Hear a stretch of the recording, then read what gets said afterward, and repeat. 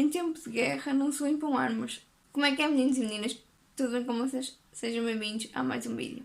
Bem, meninos e meninas, para ninguém se perder, para estarmos todos juntinhos, vamos localizar-nos aqui no tempo deste vídeo. Este vídeo passa-se entre 1914 e 1918. Foi o período que deu lugar à Primeira Guerra Mundial, à Primeira Grande Guerra, causada pela Alemanha. Esta Primeira Grande Guerra foi mesmo grande. Só para vocês verem as dimensões da guerra, para além dos países que ocupou, que já vamos ver quais foram mais à frente, esta guerra fez 10 mil mortos. Esta guerra teve 3 cabeças, ou seja, 3 fatores que impulsionaram para que a guerra acontecesse, que foram fatores a nível económico, militar e nacionalista. Esta guerra foi de uma dimensão tal, por isso eu acho que merece ser analisada tal como foi. Então vamos ver esta guerra a fundo. Vamos analisar não só os 3 fatores que eu referi anteriormente, mas também os 4 principais fatores que impulsionaram a Primeira Grande Guerra Mundial. As disputas imperialistas tiveram como principal cenário a Alemanha, mas uma festa não se faz sozinha.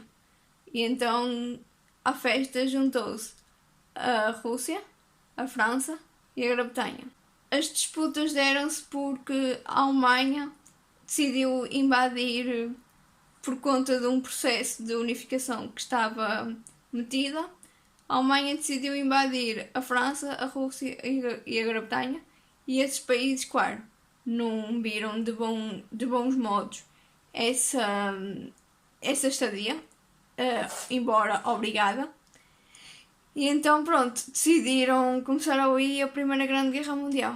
Falando agora do fator nacionalista.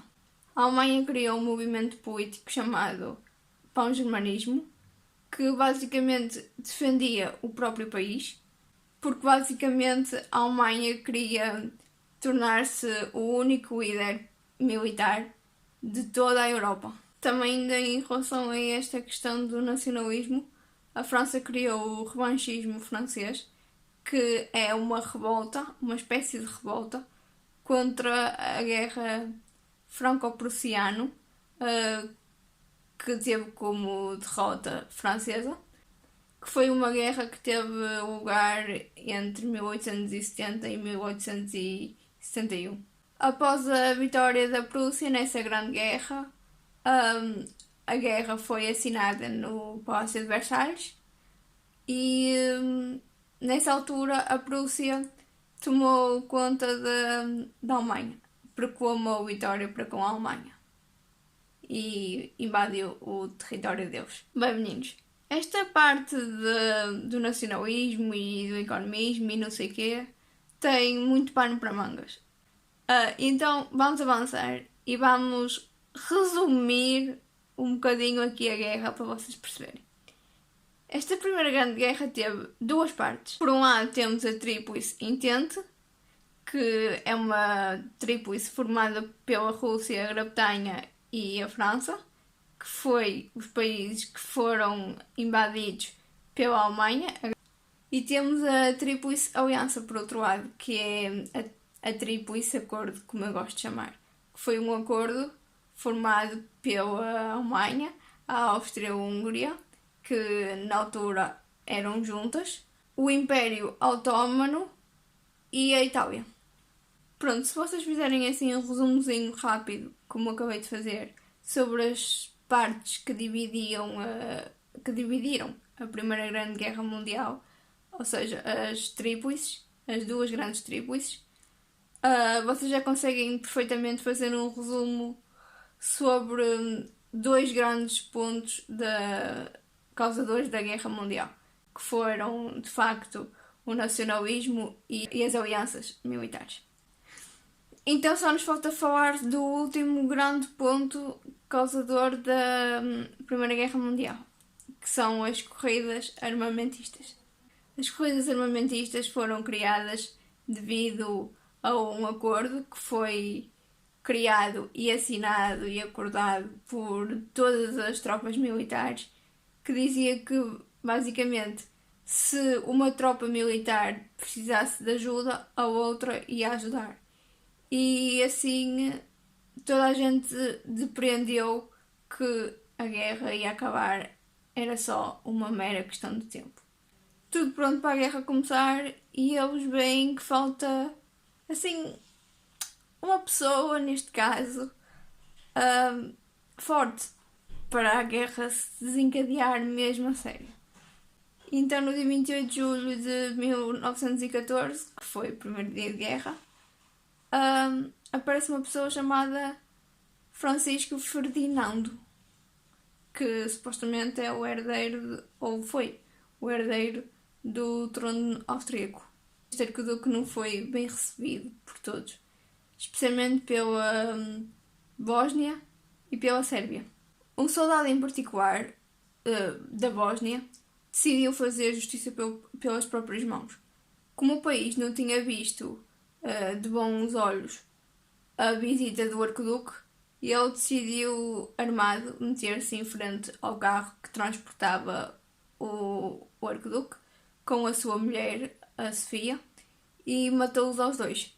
E a partir de 28 de julho de 1914, não só iniciou-se a guerra, a Primeira Guerra Mundial, como se iniciou uma crise, a crise de julho. E pronto, no dia a seguir, no dia 29 de julho, a Áustria declarou guerra à Sérvia. Os russos, os alemães e os austríacos, em defesa da Sérvia, mobilizaram logo no dia 30 os seus exércitos. No dia 1 de agosto, a Alemanha declara guerra à Rússia e, não contente, no dia 3, à França. Mas a Alemanha não se ficou a rir, não. No dia 4, o Reino Unido quis se juntar à festa, então declarou guerra à Alemanha. E a partir de 1915 tudo mudou. Continuávamos a ter dois lados. A parte da Tríplice Entente, que era constituída pela Grécia, Canadá, Japão, Estados Unidos e Brasil. E na Tríplice Aliança era estados excluentes, como o Sultanado de Darfur e a Bulgária. Na fronte ocidental, os alemães lutavam contra os britânicos e franceses. E na frente oriental, os alemães lutavam contra os sérvios e os russos. Durante esta guerra também houve batalhas no Oriente Médio, que era território dominado pelo Império Otomano. Ok, vamos fazer aqui uma pausa e vamos orientar-nos. Vamos nos localizar outra vez, que eu acho que já estamos deslocalizados. Afinal, esta guerra teve duas grandes fases. A primeira grande fase ficou conhecida por a Guerra do Movimento, que foi uma guerra que compreendeu-se ali entre agosto e novembro de 1914.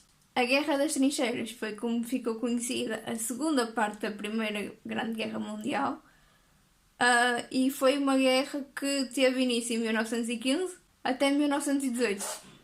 Esta guerra terminou com a Bulgária, com a Áustria-Hungria, que, volto a dizer, na altura estes dois países eram juntos, e com o Império Otomano a renderem-se. Com todos já fora do jogo, a Alemanha não ia sair vencedora. Ainda por mais foi a Alemanha que começou este grande jogo, esta grande guerra. Então a Alemanha era a única resistente, mas acabou com tudo. Deu-se por vencida e saiu da guerra. E pronto, e acabou com a guerra. Mas só que teve consequências, como todas as guerras. Teve a principal consequência que a monarquia alemã foi abaixo. Em frente aos países todos que fizeram a guerra, que estiveram envolvidos na guerra, a Alemanha passou a grande humilhação, assina no Palácio de Versalhes o Tratado de Versalhes, em 1919. Esse tratado declara que a Alemanha foi derrotada.